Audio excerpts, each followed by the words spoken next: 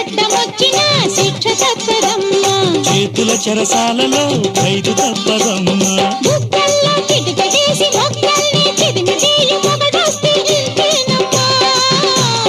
మనసు దోచుకెళ్ళినా మాట తప్పదమ్మా.